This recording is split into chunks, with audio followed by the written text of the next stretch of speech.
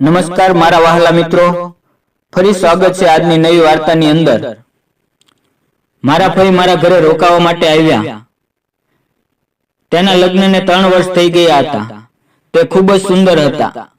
મેં જ્યારે તેને મારા ઘરે જોયા તો હું ખૂબ જ ખુશ થઈ ગયો, કારણ કે મેં તેને ઘણા સમયથી જોયા ન હતા।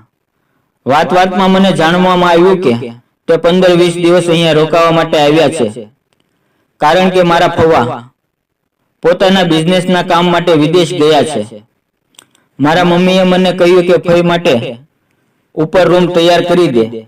હું ખૂબ જ ખુશ થઈ ગયો। મેં ફઈ માટે ગેસ્ટ રૂમ ખાલી કરી દીધો। ફઈ સાથે હસી મજાક કરતા કરતા 7-8 દિવસ આમ જ વીતી ગયા। એક દિવસ મેં તેમને પૂછી લીધું કે ફઈ તમારા લગ્ન કર્યા તેને 3 વર્ષ થઈ ગયા, પણ હજી તમારે બાળક કેમ નથી?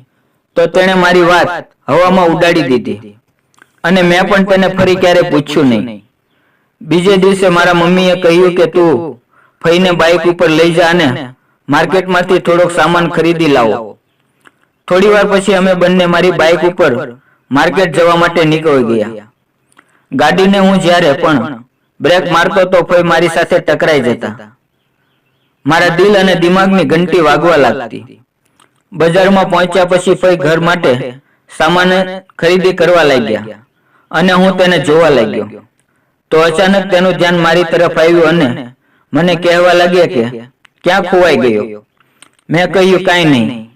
થોડી વાર પછી અમે એક લેડીઝ ગાર્મેન્ટની દુકાને ગયા। તેણે મને બહાર ઊભો રાખ્યો અને તે અંદર ચાલ્યા ગયા। થોડી વાર પછી હું પણ દુકાનની અંદર ગયો તો તે કપડાની ખરીદી કરી રહ્યા હતા। ખરીદી પૂરી કરી અને અમે ઘરે પાછા આવી ગયા।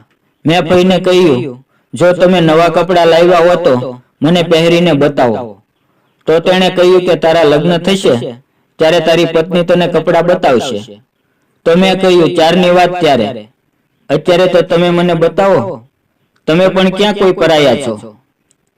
તો તે કહેવા લાગ્યા, જો તારી મમ્મીને ખબર પડશે તો મને ઘરેથી કાઢી મૂકશે। તો મેં કહ્યું, અત્યારે મારા મમ્મી ઘરે છે નહીં, ઘરે ફક્ત આપણે બંને છીએ। તો તે કહેવા લાગ્યા કે તારા લગ્ન હવે જલ્દી કરાવવા પડશે, તું હવે ખૂબ તોફાની થઈ ગયો છે। અને પછી મારા ફઈએ એ સારી વાત અને દરેક વસ્તુ સમજાવી જે નવયુવાનોને સમજવાની હોય। ખરેખર મિત્રો, તે 15 દિવસ મારી માટે મારી જિંદગીના યાદગાર દિવસો હતા, જે હું ક્યારેય પણ નહીં ભૂલું। મિત્રો, મારી પહેલી લવ સ્ટોરી પસંદ આવી હોય તો વિડીયોને લાઈક અને ચેનલને સબસ્ક્રાઇબ જરૂર કરજો। ફરી મળશું એક નવી વાર્તાની અંદર, એક નવા વિડીયોની અંદર। ત્યાં સુધી આવજો। વિડીયો પૂરો જોવા બદલ તમારો ખૂબ ખૂબ ધન્યવાદ।